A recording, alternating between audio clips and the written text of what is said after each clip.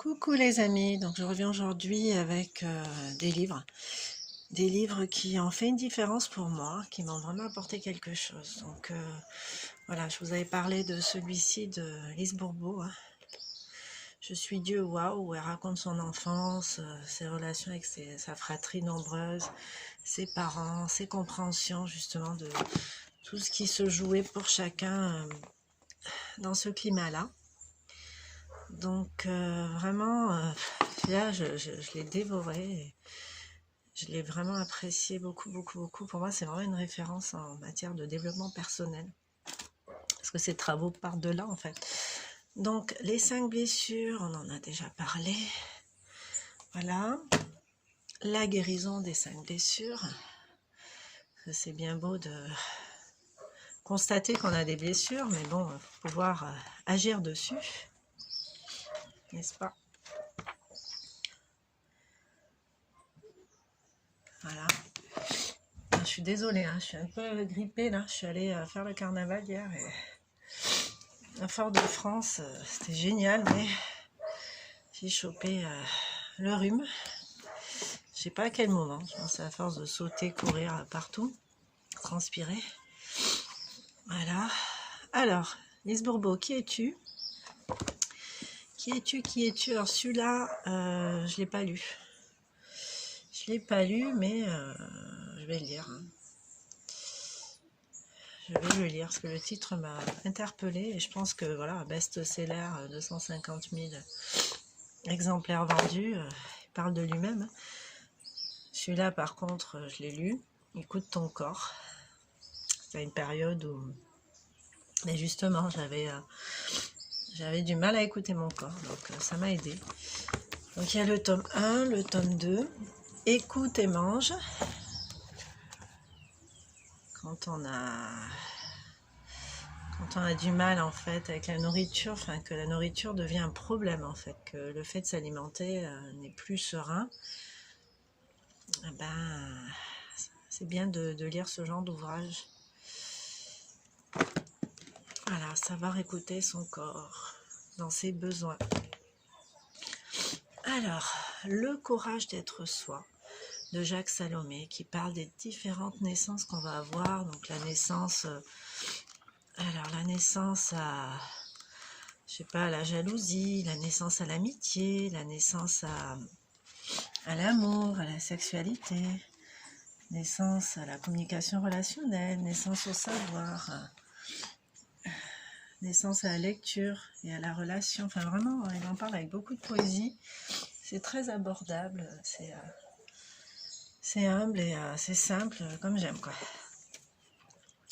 Lise Bartoli, dis-moi comment tu es née, je te dirai qui tu es. Alors celui-là c'est pareil, hein. Je le trouve assez bluffant d'ailleurs. Lise, encore une Lise, mais elle, c'est une psychologue. Et en fait, bon, il est un peu vieux mon livre. Il n'est pas tout neuf. Donc voilà, un exemple. Hein.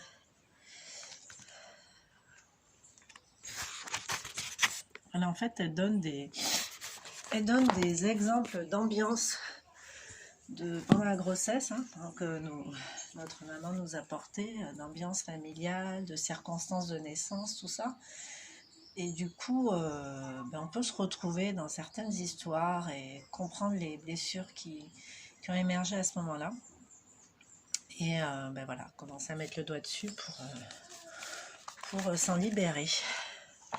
Alors, le secret de Rhonda Byrne. Celui-là, ça a été un choc pour moi, vraiment, parce que je me suis aperçue en fait à cette lecture, il y avait un documentaire sous forme de vidéo qui existe et qui est très bien fait aussi. Je me suis aperçue qu'en fait je faisais déjà ça, mais sans mettre de mots dessus, sans savoir ce que je faisais. C'est-à-dire la capacité à manifester ce qu'on désire. Voilà, je le faisais.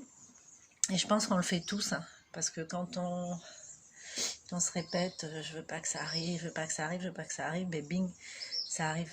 Moi, je sais qu'en médecine chinoise, il y avait un massage, je sais même plus sur combien, mais il y en avait quelques-uns avec lesquels j'étais pas à l'aise. Je sais pas pourquoi, ça bloquait dans mon cerveau le sens du massage.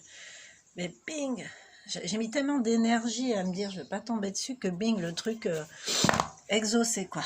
je l'ai tiré et finalement, ça m'a permis de vérifier que je le maîtrisais quand même. Hein. J'étais moins à l'aise avec, mais j'ai quand même maîtrisé. Mais franchement, je pense que j'aurais pensé différemment, ça m'aurait mis plus à l'aise.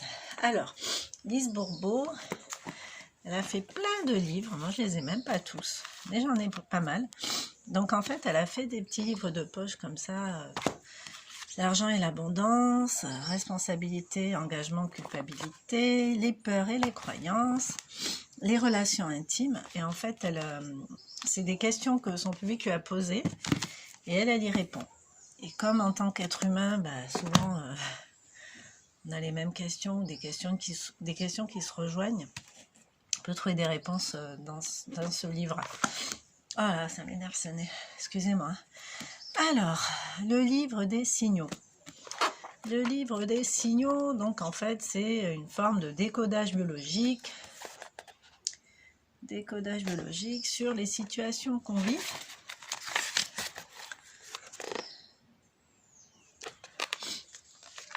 Sur les situations qu'on vit, en fait, pour comprendre un peu pourquoi on vit ça.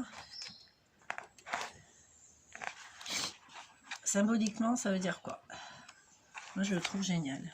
Donc, des fois, quand j'ai un problème récurrent, comme un problème de voiture que j'ai eu, toujours en train de tomber en panne de voiture à une époque et pendant un moment d'ailleurs, je pense que j'avais vraiment adopté cette croyance que de toute façon, j'ai pas de chance avec les voitures. Et voilà, exaucé encore. Hein.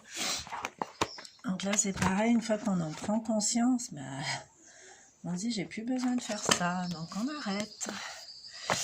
Alors, ce livre-là, Développement personnel pour les enfants. Pareil, ça c'est un ostéo qui l'a créé, juste génial, quoi, avec des exercices concrets dans le livre et tout. Franchement, moi je l'ai donné à mon fils, mon dernier. Et ça donne beaucoup d'enseignements en fait sur la neutralité, sur le fait de ne pas se sentir influencé par l'entourage, sur la confiance en soi. Enfin bon, je vous montre la table des matières. Voilà, ça donne vraiment des pistes aux enfants.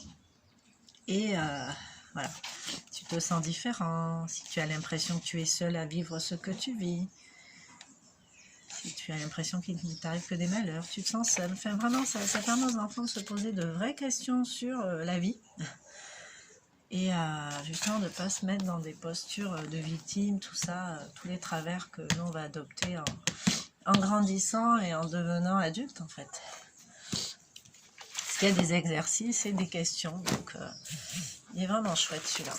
Alors, celui-ci, Jeu du Tao, de la santé, du mieux-être. Franchement, ça c'est une bible. Pour moi, c'est vraiment un livre magique, quoi. Qui pose des questions essentielles. Il est comme le jeu du Tao, en fait. Hein. Mais il est tellement fort que régulièrement, on va aller chercher la signification du mot exactement.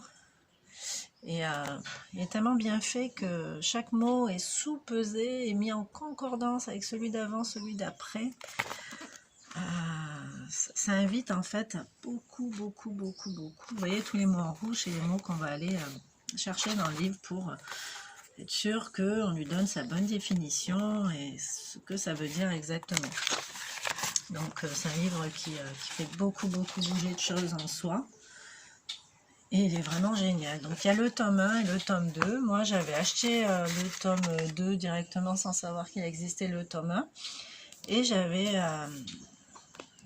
contacté Patrice, Patrice Levallois, hein, qui a inventé, qui a créé ce jeu en fait. Et on avait pu en parler. Et il m'avait dit que si j'étais tombée sur le deuxième, c'est peut-être parce que les enseignements du premier étaient déjà acquis pour moi. Donc allez vers ce qui vous parle et il n'y a pas de hasard encore une fois. Donc voilà mes livres à moi. Ce que j'ai là encore, que j'ai gardé précieusement en fait.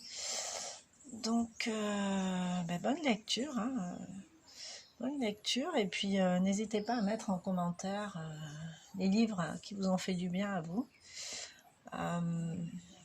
Avec les références, tout ça, ça peut aider. Voilà, je vous souhaite une bonne journée. Moi, je vais aller me soigner. Bisous, bisous.